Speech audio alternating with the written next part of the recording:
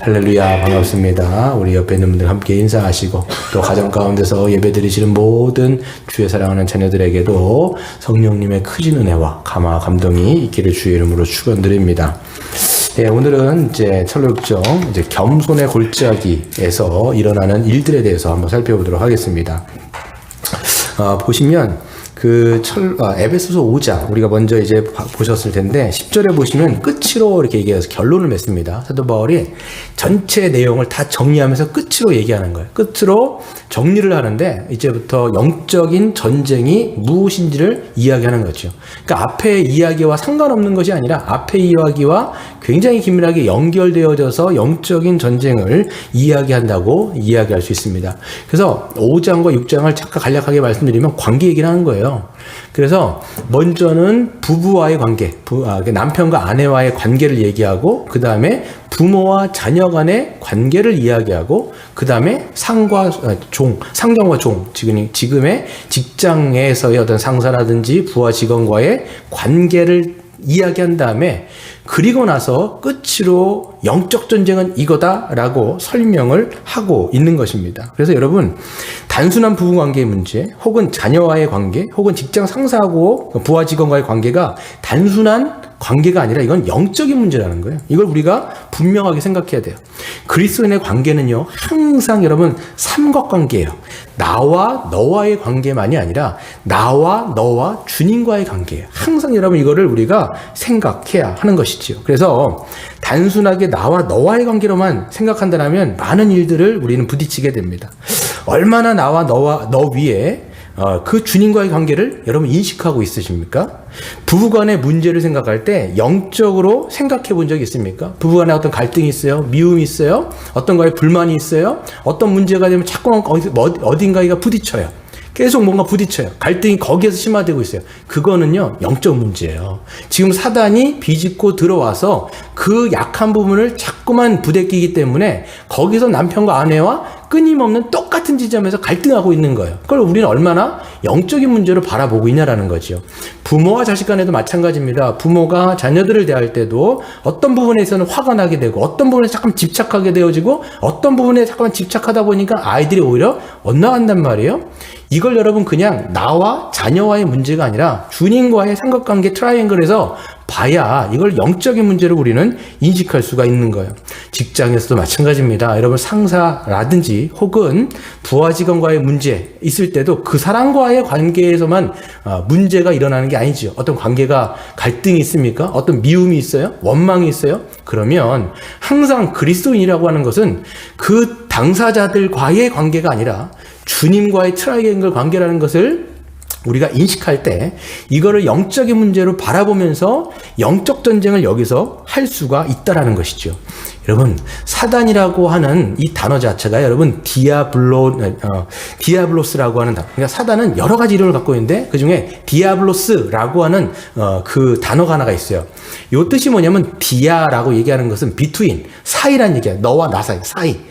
비투인이라는 얘기고요. 블로스라고 하는 단어는 이게 던지다란 뜻이에요. 그렇기 때문에 어떤 사이에 끼어들어서 자꾸만 방해하고 자꾸만 이간질하고 자꾸만 그 사이를 헤쳐놓고 깨트려서 갈등을 빚게 만드는 것이 여러분 사단이 주되게 하는 사역이에요. 그렇기 때문에 여러분 기독교인들 이 신자들은요 항상 나와 너와의 관계만이 아니라 주님 안에서 트라이앵글 안에서 우리가 관계를 설정하고 어디에서 우리가 자꾸만 영적인 공격을 받고 있는지를 생각하지 않으면 100점 100%인 거예요. 계속 그 지점 가운데 갈등이 있는데 이거를 그냥 일반적인 상식적인 문제로 해결하려고 하는 거죠. 근데 여러분 그렇지 않습니다. 여러분 이거는요 항상 영적인 문제가 그 밑에는 깔려있다는 걸 생각하고 거기서 우리가 영적 전쟁을 하지 않으면 자꾸만 거기서 넘어지는 거예요. 그래서 여러분 로마서 8장에는요 모든 신자에게는 영적인 전쟁이 있다라고 얘기하고 얼마나 그 영적 전쟁을 인식하고 있는지를 물어봅니다. 그리고 로마서 8장 5절 6절에서 보면요 신자는요 육신에 속한 자가 아니라 영에 속한 자라고 얘기했어요. 영에 속했다라고 얘기하는 것은 성령의 사람이라고 얘기하는 것이고 성령의 사람이라고 얘기하는 것은 영의 생각을 할 수 있다는 거예요. 여러분 로마서 8장 5절 6절에 보면요 육신을 따르는 자는 육신의 일을 영을 따르는 자는 영의 일을 생각하나니 육신의 생각은 사망이요 영의 생각은 생명과 평안이라는 거예요. 여러분, 우리는 영 안에 있지만, 그리스도 안에 있지만 육신의 생각도 있어요. 미움, 원망, 시기, 질투, 다툼, 어떤 거에 대한 거리끼는 문제, 계속 이런 육신적인 생각을 하면 거기는 사망이 있어요. 밑에는 결국은 사망이에요. 근데 영의 생각, 하나님이 주신 생각, 영적인 어떤 생각들을 통해서 우리는 그 생각에 결국은 뭐냐면 생명과 평안을 너희에게 주겠다라고 하나님이 약속을 하고 있는 것이죠. 그래서 여러분, 우리가 어떤 문제를 해결할 때, 어떤 문제를 처리할 때, 누군가와 관계를 맺을 때, 이거는요, 항상 우리가 생각해야 되는 게 뭐냐면 영적인 생각을 얼마나 하냐라는 거예요. 이 일을 그냥 단순하게 처리하는 문제가 아니라, 이 문제를 지금 어떤 관계를 그냥 단순하게 맺는 게 아니라, 하나님이 이 관계를 통해서 무엇을 원하시느냐, 하나님이 이 문제를 처리하는 데 있어서 어떻게 하는 것이 주님의 뜻인지를 우리가 생각하지 않으면 우리는 이 영적인 전쟁을 승리할 수가 없어요. 하나님 앞에 기도하면서 하나님, 어떤 게 주님의 뜻입니까? 어떤 것이 하나님의 마음으로 이 관계를 맺고 문제를 해결하는 것입니까? 라는 것들을 우리가 질문하고 순종하여 들어가는 것이 신자다라고 얘기할 수 있어요. 그래서 여러분, 어떤 영적인 전쟁을 인식하며 살아가는지는 굉장히 중요합니다. 아까도 말씀드린 것처럼 부부관계, 자녀와의 관계, 직장 사람들과의 관계, 영적인 측면을 인식해야 되는 것이죠. 누군가와 끊임없이 갈등을 빚고 있거나, 마음이 상해하고 있거나, 용서하지 못하고 있거나, 누군가가 꼴보기 싫거나, 미움이 증폭되거나, 원망이 솟아나거나, 증오심이 촉발하거나, 어떤 문제가 자꾸만 관계 가운데 끊임없이 거리끼는 게 생겨요. 그랬을 때는 반드시 여러분, 이게 영적인 어떤 문제가 분명히 있는 거예요. 그 지점들을 분명히 하나님 앞에 기도하면서 집요하게 들어가야 우리가 그런 문제를 통해서 내가 성화될 뿐만 아니라 하나님의 더 깊은 끝까지 들어가는데, 자꾸만 그 지점에서 넘어지는 거예요. 왜? 인식을 못하니까. 그게 영적인 문제라는 걸 모르니까 그 지점에 넘어지고 나서 또 실패하고 또 실패하고. 그러니까 우리의 신앙 가운데 진전이 없는 거예요. 그거를 통과해야지만이 우리가 더 깊은 단계의 순종으로 나아갈 수 있다는 것을 보시기를 바랍니다. 그래서 오늘 사도 바울이 얘기하는 게 뭐냐면, 우리의 싸움은 혈과 육이 아니라는 거예요. 사람을 상대하는 게 아니라는 거예요. 지금 이 11절, 13절에 12절에 보시면 우리의 씨름은, 우리의 싸움은 혈과 육이 아니요 악한 영들을 상대합니다라고 이야기하고 있지 않습니까? 그래서 오늘 말씀이 영적인 싸움을 이 크리스찬이 이야기하는 이 철로 육정에서 한번 볼게요. 그래서 여러분, 크리스찬을 보면요, 이 아름다운 집이라고 하는 것에서 굉장히 며칠 동안 아주 푹 쉽니다. 안식도 누리고, 그리고 자매들과 함께 이야기도 나누면서 쉼도 누리고 기쁨도 누리면서 참 많은 것들을 이제 거기서 힐링을 하고 나아가는 거죠. 그 다음에 떠나기 직전에 어디에 들어가냐면 무기 창고에 갑니다. 병기고에 가가지고 무기를 그 자매들이 입혀줘요. 그러니까 거기서 이제 이 전신갑주를 입는 거죠. 지금 뭐가 깔려 있는 거냐면, 앞으로 전투가 벌어질 것을 예상할 수가 있는 거죠. 내 자매가 그를 이제 배웅을 해줍니다. 다 전신갑주를 다 입혀요. 그래서 투구 쓰여주고, 이 호신경하고, 다 허리띠 매고, 그 다음에 복음의 신발을 신고 칼을 들게 하고, 그래가지고 이제 준비를 시켜주는데, 4명의 자매가 이제 끝까지 이제 배웅을 해줍니다. 이게 보니까 지역이, 이 아름다운 집이 이제 언덕 위에 있잖아요. 그러니까 내려가야 되는 거예요. 쭉 내려가야 되는 거예요. 그러면서 겸손의 골짜기라는 곳으로 지금 내려가고 있다는 것을 우리가 알 수가 있어요. 그러면서 분별이라고 하는 자매가 이런 이야기를 합니다. 그렇죠. 그 크리스찬이 이제 그 자매들에게 이렇게 얘기해요. 올라올 때도 몹시 힘들었더니 내려가는 길도 몹시 위험하네요 라고 얘기하죠. 그랬을 때 분별이라는 자매가, 지금 당신이 겸손의 골짜기로 내려가고 있기 때문에 위태로운 것이랍니다 라고 대답을 합니다. 그래서 그들은 다 배웅을 하고 끝까지 겸손의 골짜기까지 내려가면서 그 끝에는 빵 한 덩어리, 포도주 한 병, 그 다음에 건포도 한 송이를 건네줍니다. 그래서 크리스천은요, 그들이 조심하라고 몇 번을 당부하는데, 이 겸손의 골짜기로 내려가면서 몇 번이나 넘어져요. 한두 번이니 거기 넘어졌다, 이렇게 존 번연이 기록을 하고 있는데, 거기에는 번연에 의도가 깔려 있어요. 어떤 의도가 깔려 있는 거냐면, 선줄로 앉아는 넘어질까 조심하라 라고 하는 의도가, 그런 성경의 메시지를 그 내용이 담고 있는 거죠. 지금 크리스찬은요, 아름다운 집에서 굉장히 큰 힐링을 하고 은혜를 많이 받았어요. 충만했어요. 그런데 여러분, 우리가 은혜를 많이 받은 다음에 오히려 여러분, 그리고 나서가 문제인데 오히려 넘어지잖아요. 여러분, 수련회 가고 그렇게 막 은혜를 받는데 그 다음날 넘어진단 말이에요. 왜 그래요? 은혜 받고 난 다음에 우리는 오히려 이 선줄로 완전은 넘어질까 조심하라 라고 하는 이 하나님의 말씀을 깊이 묵상해야 되는 것이지요. 그래서 여러분 여기에 신앙의 아이러니가 있는데요. 우리가 주님의 말씀에 순종하고 순종해요. 성공하고 성공합니다. 그 말씀을 지키고 잘 지켰어요. 그리고 우리가 잘 신앙생활을 하는 것 같은데, 근데 이 과정을 통해서 우리가 성장하는 면도 있지만 이상하게 여러분 어떤 지점으로 들어가냐면 교만해지는 지점으로 사실 들어갈 때가 참 많아요. 그러니까 여러분 예수님을 찾아온 그 부자 청년이 뭐라고 얘기하냐면, 예수님 저 그 하나님의 말씀 다 지켰는데요 이렇게 얘기해요. 사실 우리도요, 하나님 다 지켰는데요, 저 순종 다 했는데요, 그러면서 점점 이렇게 낮아지는 게 아니라 교만한 지점으로 갈 때가 분명히 있다라는 거예요. 그래서 이게 신앙의 아이러니예요. 그동안 만들어진 내 생각, 내가 만들어 놓은 어떤 기준으로 남을 더 판단하게 되어지고 정지하게 되는 거죠. 나는 옳고 너는 틀렸다라는 식으로 이게 순종을 많이 하면 할수록 오히려 내 교만이 더 커지는 게 아닌가라는 생각이 들 때가 많은 거예요. 왜요? 우리 안에 내면에 교만이라고 하는 것이 싹트고 꿈틀거리기 때문이에요. 그래서 우리 참 조심해야 되는 게 뭐냐면, 우리는요, 사람들이 나를 보고 하는 말을 기울이는 것이 아니라 하나님 앞에서 나를 보고 가지 않으면 반드시 넘어지게 돼 있어요. 그러니까 여러분, 우리가 잘 순종하고 어떤 종교적인 책임도 잘하고, 또 그럼 사람들이 칭찬해 줄 거 아니에요. 야, 우리 목사님 참 이런 면이 참 좋다. 또 뭐 성도들 마찬가지죠. 열심히 하는 사람들은 보면, 야, 저 사람 참 믿음 좋구나, 신실하구나, 이런 칭찬을 많이 한단 말이에요.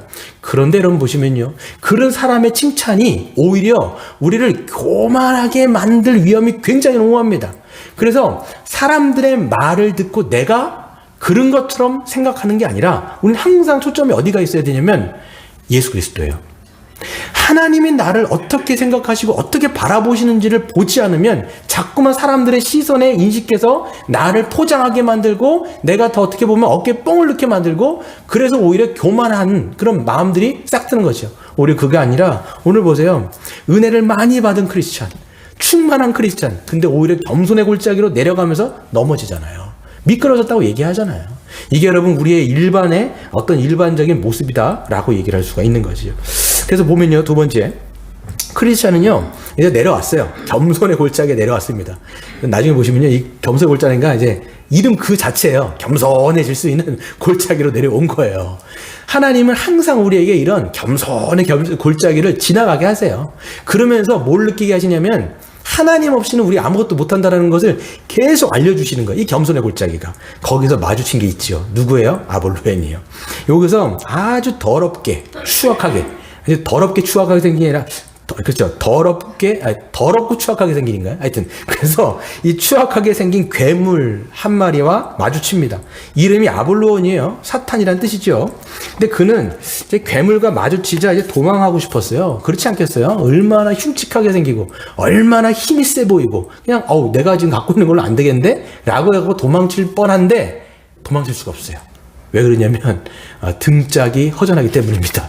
그래서, 전신갑주를 입었는데 등이 허전한 거야. 그래서 아마 존 버녀는 지금 이걸 보면서 성령의 영감을 통해서 받은 에베소서를 지금 잘 기록하여 담고 있는 거예요. 하나님이 주신 전신갑주가 있는데 보시면 투구가 있고 이 가슴을 막고 허리를 띠고 신을 신는데 등이 없어요. 왜 그러냐? 성령께서 우리에게 말씀하신 게 뭐냐면 뒤로 돌아서 도망가지 못하는 거예요. 하나님께서 우리에게 전신갑주를 주신 목적은 뭐냐면 마귀와 대항하여 싸우는 목적이지 도망가라고 얘기하는 게 아니죠. 물론 머리 좋으신 분들은 뒤로 뒷걸음질 칠 수 있어요. 근데 그게 아니라 지금 성령께서 말씀하신 게 뭐냐면 마귀를 대적하여 이기라는 거예요. 대적해서 싸우라는 거지 도망치는 게 없다라고 말씀을 해주는 거죠. 근데 여러분, 이 아볼론이라는 뜻이 뭐냐면 파괴자, 멸망자. 이게 히브리 말로 아바돈이라고 얘기하는데, 아바돈도 마찬가지로 멸망 혹은 파괴라고 하는 이름을 갖고 있습니다. 모습은 아주 혐오스럽죠. 보시면 몸은 이제 물고기 같은 비늘로 덮여 있는데, 마귀의 자랑이 그 비늘이 얼마나 많은지가 자기의 자랑이다라고 얘기하고 있습니다. 그리고 이제 보시면 등에는 용의 날개로 솟아올라 있고요. 발은 곰과 같고, 그 다음에 배에는 시뻘건 불길이 있고 검은 연기가 솟아오릅니다. 입은 사자와 같이 되어 있더라고 얘기하고 있어요. 지금 번연은 어디에서 갖고 오는 거냐면 요한계시록 13장에 있는 바다에서 나오는 짐승, 그 바다에서 나오는 용에게 권세를 받은 그 짐승, 그 마귀를 지금 여기서 절묘하게 묘사하고 있다라는 것이죠. 그 마귀가 막 이제 이 뭡니까? 크리스찬을 대적해서 막 오는 거예요. 그래서 겸손을 골자에서 만났죠. 여기서 마귀가요, 세 가지 전략을 씁니다. 그 세 가지 전략 중에 첫 번째가 뭐냐면 회유예요. 회유. 그래서 마귀는요, 끊임없이 돌아오도록 회유하는 거죠.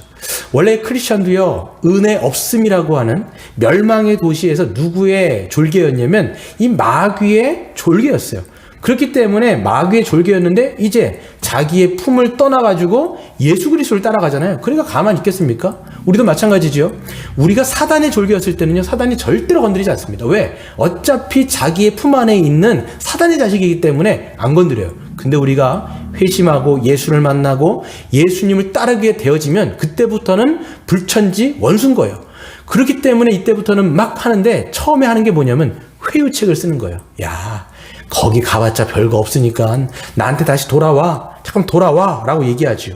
그러면서 자기를 섬길 것을 명령하고, 그런데 크리스천은 마귀를 섬겼던 것이 얼마나 힘들고 죄의 삭은 사망이요, 그것은 정말 죽는 것보다도 낫지 않을 정도로 힘들었다라고 이 크리스천이 마귀한테 이야기를 하죠. 그때 마귀가 이런 얘기를 합니다. 너가 다시 돌아오잖아? 다시 돌아오면 내가 크게 너를 후대해 줄게. 내가 진짜 너를 극진하게 보살펴주고 정말 남부럽지 않은 삶을 내가 살 수 있도록 만들어줄게. 다시 돌아오면 와. 라고 이야기를 하는 거죠. 여러분, 여기에 이런 게 있어요. 마귀가요, 우리가 처음에 예수 그리스도를 믿고 따라갈 때 이 회유하는 게 참 큽니다.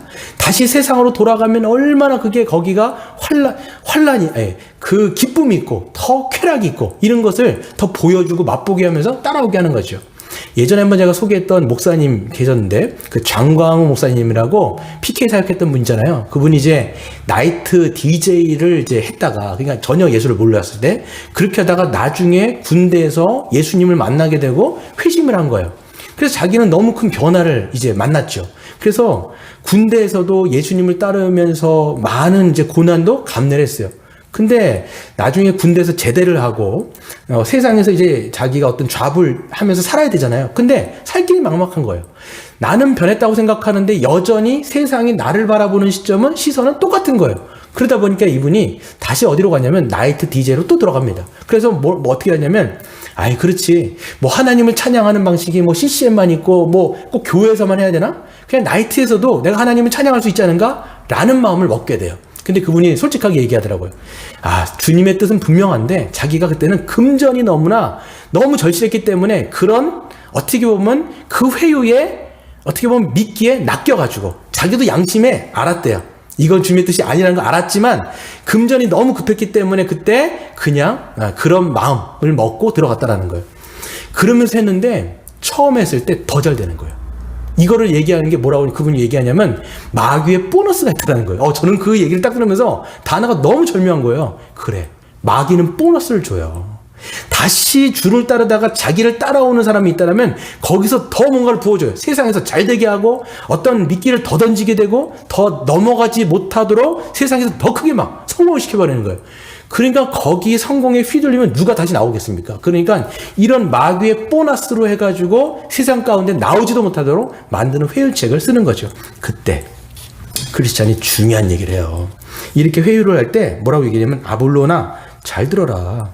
사실 나는 그분을 섬기는 일과 그분이 주시는 삭, 그분의 종들, 그의 통치, 그의 나라를 너보다 훨씬 사랑하고 있어. 이렇게 얘기해요. 여기 중요한 메시지가 있어요. 여러분, 우리가 이 죄의 유혹, 여러분 이걸 어떻게 끊을 거예요? 우리가 생각할 때, 여러분, 반복해서 짓는 죄, 반복해서 우리가 유혹을 당할 때 넘어지는 것, 왜 그래요? 죄를 사랑하기 때문이에요. 여러분, 죄를 주님보다 더 사랑하기 때문에 자꾸만 거기서 걸려 넘어지는 거 아닙니까? 성경에서 죄를 이길 수 있는 유일한 길이 뭐냐? 주님을 더 사랑하는 거예요. 여러분, 우리가요, 하나님을 아는 지식, 이 지식을 중요한데 이 지식 쪼가리 하나 그냥 덜렁 아는 것으로는 절대 죄를 이길 수가 없어요. 네. 진리라고 하는 지식은 너무 중요한데 그거를 그냥 우리가 그냥 신앙 고백으로만 갖고 있어서는 절대 여러분의 죄를 이길 수도 없고 극복할 수도 없어요. 성경 뭐라고 얘기하냐? 뭐라고 이 말씀하고 있냐면 주님을 더 사랑하고 주님께서 주신 교회를 사랑하고 주님께서 허락하신 지체들을 사랑하고 하나님이 우리에게 허락하신 사명을 죄보다 더 사랑해야지만이 죄를 이길 수 있다는 거예요.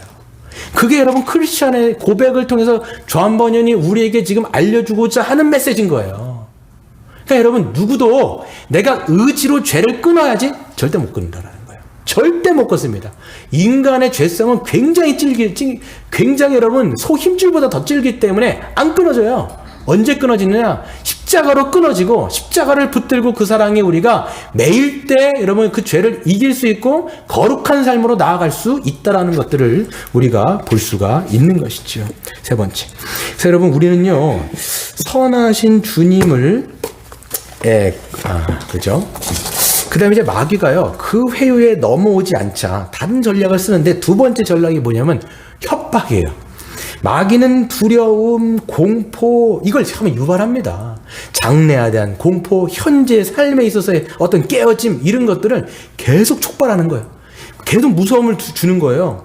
그래서 여러분 자신을 떠난 자들이 얼마나 비참하고 얼마나 치욕적인 죽음을 맞이하게 됐는지를 이 크리스찬에게 계속 얘기하는 거예요. 이게 실제 여러분 존 버년이 썼을 때 종교개혁자들 그 다음에 청교도들 이런 사람들이 카톨릭에 있는 그것들을 반대하고 진리를 수호하기 위해서 그 사람들은요 감옥에 갔어요. 그리고 실질적으로 때로는 죽음을 당하기도 하고 화형을 당하기도 하고 순교를 막 했단 말이에요. 여러분 존 버년이요 실질적으로 말하면요 그냥 그 서명 한 장만 딱 하면 되는 거예요. 나는 비국교도가 아니라 국교도를 따라가겠습니다. 서명 한 장만 하면 좋은 예배당에서 멋지게 목회할 수 있었어요. 여러분 존 버년이 얼마나 설교 잘하는 줄 아세요? 정말 탁월하게 언변이 있었기 때문에 엄청난 그 불의 혀를 갖고 있었기 때문에 설교 정말 잘할 수 있었어요. 그럼 사람들도 얼마나 매달하겠습니까? 그런데 진리가 아니었기 때문에 그는 사인을 안 한 거예요. 나는 비국교도에 남겠다. 그랬기 때문에 감옥에 13년 동안 있었고 그 다음에 와이프도 죽고 그 다음에 그 아이들도 거의 버려진 채 굉장히 고와 같이 힘든 생활을 할 수밖에 없었다는 걸 알 수가 있어요. 그러니까 여러분 마귀가요 이 존 버년한테도 얼마나 그 공격을 했겠어요. 지금 버년이요 감옥에서 이거 쓰고 있는 건데 자기의 실질적인 지금 간증을 얘기하고 있는 게 분명합니다. 계속 얘기했겠죠. 너 여기 있다가는 한평생 너 감옥에서 썩어야 돼. 너 가족 어떡할 거야? 너 가족 애들 막 죽어가고 있는데 어떻게 할 거야? 여러분 우리의 삶 속에서도요 마귀는요 회유가 안 되면요 두려움 촉발해요. 계속 공포감을 줍니다. 여러분 그릇이 깨어지는 것처럼 우리의 현재의 삶 속에서 무언가가 깨진다고 생각해 보세요. 얼마나 두렵습니까? 나에게 어떤 병이 생긴다고 생각해 보세요. 우리 사랑하는 자녀들이 아픈다고 생각해 보세요. 내가 사랑하는 부모님, 내 사랑하는 어떤 아내라든지 남편이 질병에 걸린다고 생각해 보세요. 여러분 그런 것들을 끊임없이 마귀는요 사용하면서 현재적인 불행을 가지고 걸고 넘어가죠. 겁나지 않겠습니까? 근데 우리는 모두가 평안하기를 바라는데 그런데 우리의 인생이 깨어진다고 생각했을 때 우리는요 이런 마귀가 주는 두려움이라든지 마귀가 주는 공포를 계속 유발하는 거죠. 그렇죠? 그러면서 마귀가요 크리스찬에게 속삭입니다. 그런 고통과 환난 중에 있을 때 네가 믿는 하나님은 뭐라고 있냐? 이렇게 묻는 거예요. 방관하고 가만히 있는 거 아니야? 반문하죠. 하지만 자신은 자기에 속한 자들을 위해서 수단과 방법을 다 동원해서 마귀 자신은 구원해 줄 거라고 거짓된 약속을 해주고 있는 것입니다. 여러분 우리도 마찬가지죠. 우리가 고통당하고 있을 때 어떤 어려움을 당하고 있을 때 마귀는 끊임없이 우리 안에 중상모략하는 게 뭐냐면 야 너가 그렇게 힘든데 너 그렇게 고통당하고 있는데 너가 믿는 하나님 뭐하고 계신 거야? 너 하나님 너를 위해서 뭐 해주는 거 맞아? 너 아버지라고 네가 맨날 이렇게 말 맞다나 맨날 입으로는 아버지라고 얘기했는데 그 아버지라고 부르는 그 자가 너를 위해서 해준 게 뭐가 있어? 라고 우리에게 묻는 거예요. 시편 기자가 이것 때문에 울잖아요. 시편 기자가 뭐라고 얘기합니까? 42편에 보시면 뭐라고 돼 있어요? 사람들이 종일 나에게 하는 말이 너의 하나님이 어디 있느냐 하오니 내 눈물이 주야로 내 음식이 됩니다. 라고 얘기해요. 이 시편 기자가 마음이 아픈 거예요. 사람들이 자꾸 공격하는 거예요. 하나님 너 믿는다며. 근데 네가 고통당하는데 하나님 어디 계신데? 뭐하고 계신데? 너 왜 이렇게 하고 있는데? 라고 얘기할 때 이 시편 기자는 그래서 죽을 것 같이 하나님을 찾는데 하나님이 안 보일 것 같으니까 그래서 그 음식에 눈물방울이 뚝뚝 떨어지고 있는 것이죠. 이런 사단의 속삭임에 이 크리스찬이요 대적하는 게 하나가 있어요. 그게 뭐냐면 예수 그리스도의 그 선하심에 대해서 고백합니다. 이걸로 이기는 거예요. 맞아. 내가 지금 고난 중에 있어. 나 지금 감옥 가운데 있어. 나 지금 참 힘든 것 가운데 있지만 하나님은 모든 것을 합력하여 선을 이루시는 분이야. 하나님은 선하신 분이야. 내 인생을 책임져 주시고 나를 끝까지 사랑하시는 그 아버지가 내 삶 가운데 지금도 역사하셔서 나의 기도를 내가 지금 안 들어주는 것처럼 나도 느껴지지만 하나님은 그럼에도 불구하고 일하시고 나를 위해서 지금 역사하고 계셔 라고 이야기하지요. 그리고 크리스천이 이런 얘기를 합니다. 그 당시 많은 순교자들이 있었을 거 아니에요? 그런데 그 사람들이 눈에 보기에는 비참한 죽음을 당하는 것처럼 보였을지 모르겠지만 하나님이 그들의 영혼을 받으셨다라는 거예요. 그리고 마지막 날의 영광 가운데 그 영혼들을 다 살리셔서 하나님께서 새하늘과 새 땅 가운데 넣어주실 것이니까 마귀야 그딴 말 집어쳐 라고 이야기하면서 하나님의 선하심을 고백하는 거예요. 여러분 우리도 마찬가지입니다. 마귀의 그런 속삭임이 있을 때 우리가 그 마귀를 대적할 수 있는 게 뭐냐면 감사요 하나님에 대한 그 선하심의 고백이 그 마귀의 속삭임을 이길 수가 있는 것이지요. 제가 한 목사님의 간증을 들은 적이 있어요. 근데 그 목사님은 아주 찢어지게 어릴 때부터 가난했던 것 같아요. 너무 가난해가지고 아버지도 일찍 돌아가시고 홀어머니 밑에서 정말 이 삶이 전쟁 같은 거죠. 근데 어렸을 때부터 너무 가난하다 보니까 자존감이 거의 바닥인 거예요. 그리고 친구, 초등학교인데도 아이들이 그 분한테 별명 지어준 게 뭐냐면 후기 인상파였어요. 애가 너 얼마나 인상을 썼으면 후기 인상파처럼 그냥 구부리고 다니는 거지. 그런 자기의 인생이 때로는 원망이 되어지고 때로는 불평이 됐다라는 거예요. 근데 나중에 목회자가 되어지고 그 다음에 이제 큰 강남에 있는 사랑의 교회에서 아마 부목사로 목회를 하셨던 것 같아요. 그러니까 얼마나 대접 많이 받겠습니까? 거기 서초동에 있으니까 많은 성도들로부터 사랑도 받고 많은 것들을 받으면서 너무 마음이 이제 부유해진 거예요. 그러면서 나중에 본인이 내가 지금 초심을 잃어가고 있구나라는 생각 가운데 이제 하나의 청빙이 들어오는데 그게 저기 전라도에 있는 어떤 시골 교회에 청빙이 들어온 거예요. 처음에는 자기가 어떤 뜻인지는 알지 몰랐지만 하나님께서 나의 초심을 다시 하나님께 세워주시려는 갑다라고 생각하고 믿음으로 간 거죠. 근데 갔는데 거기서 보니까 대부분의 성도들이 가난하고 장애인들도 많고 그리고 굉장히 경제적인 것들이 밑바닥을 치고 있는 아주 가난한 그런 팔복이라고 하는 동네의 목회 현장이었던 거예요. 그러면서 그 성도들과 함께 사역을 하면서 그 성도들과 함께 목회를 하면서 뭐라고 이야기하냐면 내 인생이 여기 와서 모든 게 해석되었다라고 고백을 하시더라고요. 하나님 왜 나에게 이런 가난을 주셨고 이렇게 힘든 이 겸손의 골짜기를 지나가게 하셨는지를 지금 내가 이런 성도들과 함께 울고 웃으며 목회를 하다 보니까 내 인생이 해석됐다라는 고백을 그 목사님이 하시더라고요.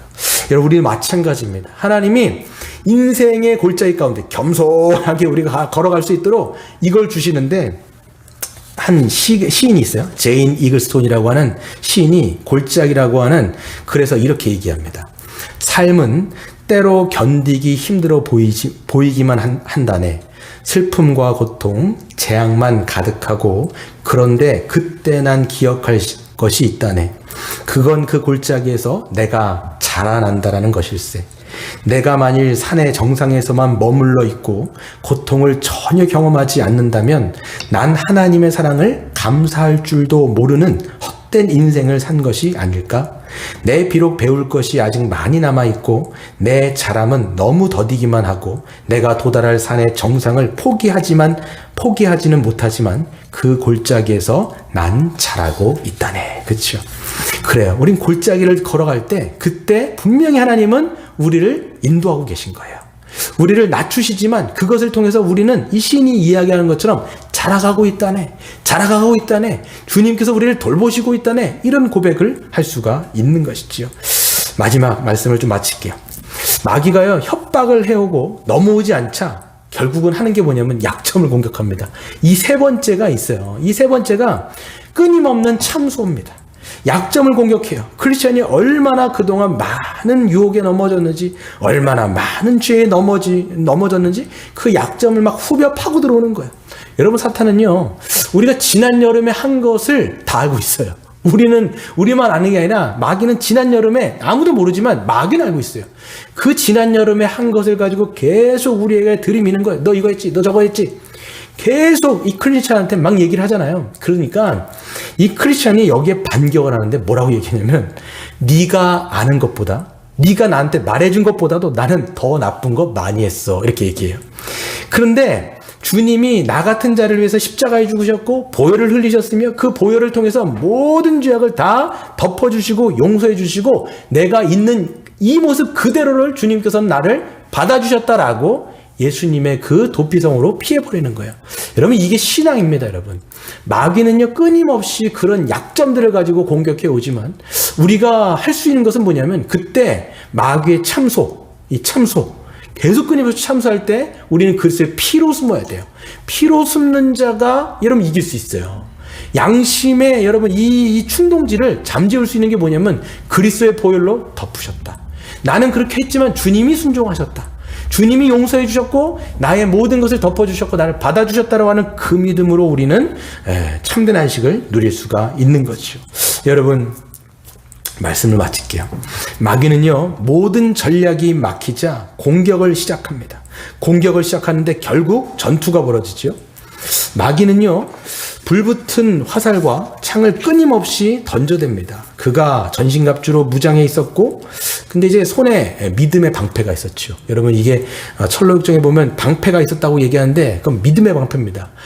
에베소서 6장 16절에 보시면 모든 것 위에 믿음의 방패를 가지고 이로써 능히 악한 자의 모든 불화살을 소멸하는 거예요.